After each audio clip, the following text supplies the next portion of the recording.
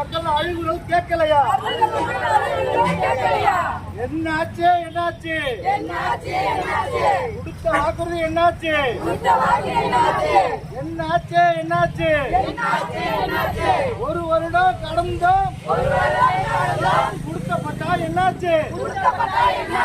என்னாச்சு என்னாச்சு? கொடுக்கப்பட்டா என்னாச்சு? வழங்கிடு வழங்கிடு, அளவீடு செய்து வழங்கிடு. மாவட்ட நிர்வாகமே நடவடிக்கை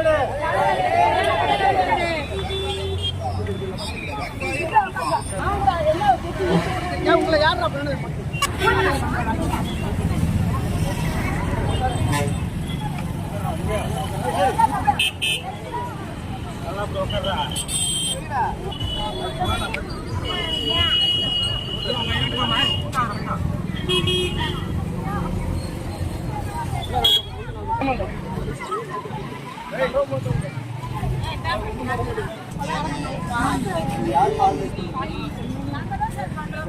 இப்போ உண்ணாவிரதத்துக்கு அனுமதிக்க போறீங்க, அதனால ஓட்டு உண்ணாவிரதத்துக்கு அனுமதி கிடையாது.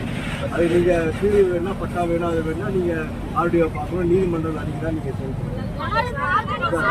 அப்படிதான் செஞ்சாகணும். நம்ம ரோட்லாம் எல்லா தீர்வும் நம்ம ரோட்ல உட்காந்து ரோட்ல வண்டி ஓடாது இல்லையா? நீதிமன்றம் இருக்கு, அதுக்கு மேல நீதிமன்றம் இருக்கு, கலெக்டர் ஆபீஸ் இருக்கு, ஆர்டிஆர் இருக்காங்க, எல்லாம் பார்த்து அப்படியே நம்ம தீர்வு காண முடியும். தவிர மத்தவங்களுக்கு பாதிப்பு ஏற்படும். ரோட்ல உட்காரல, யாருக்கும் தொந்தரவு பண்ணல, பேர் ஓரம் கிடையாது. இதுக்கு வந்து அனுமதி கிடையாது. ஓரம்னா எல்லாம் யாரோட ஓரம் உட்காந்து வேண்டிதான். புரியுதா? இந்த எங்களோட கோரிக்கையை கூட நாங்க வெளிப்படுத்திட்டீங்க. நம்ம வந்து நீங்க வெளிப்படுத்திட்டீங்க. இந்த நிர்வாகியோட 19வது நாள் நீங்க அரசு நிலத்துல உள்ள அரசு நிலம் எங்களுக்கு கொடுத்த இடம்.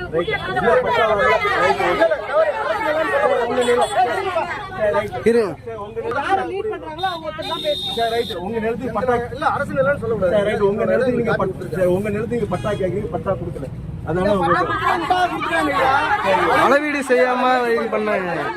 அளவீடு செய்யறது யாரு செய்யணும்? தாசில்தார் செய்யணும், ரெவன்யூ செய்யணும். ஆமாய்யா, அதனால அவங்கள கூப்பிட்டு தான் நீங்க பண்ணணும். எங்களோட கோரிக்கையை மாவட்ட நிர்வாகத்துக்கும் மாநில அரசுக்கும் வெளியில கொண்டு வருவதற்காக நாங்க இந்த வேலையை சரி, அது யாருக்கும் தொந்தரவு பண்ணல. உண்ணாவிரதம் இருக்கிறதுக்கு அனுமதி கிடையாது, ரோட்ல உட்கார்றதுக்கு அனுமதி கிடையாது. அதனால வந்து நீங்க ரோட்ல இல்ல இதுக்கு ஓரம் கிடையாது. எல்லா வரைக்கும் இது வரைக்கும் வந்து ரெவன்யூ டிபார்ட்மெண்ட் எங்களுக்கு எந்த ரெஸ்பான்சிபிளும் இல்லைன்றதுனாலதான் இந்த முடிவு. டிஸ்ட்ரிக்ட் கலெக்டர் தான் பார்க்கணும். அப்ப கோர்ட் இருக்கு, நீதிமன்றங்கள் இருக்கு இல்லையா? ஆமா, எங்க கோரிக்கைக்கு அவங்க என்ன பதில் சொல்றாங்க பார்த்துட்டு நம்ம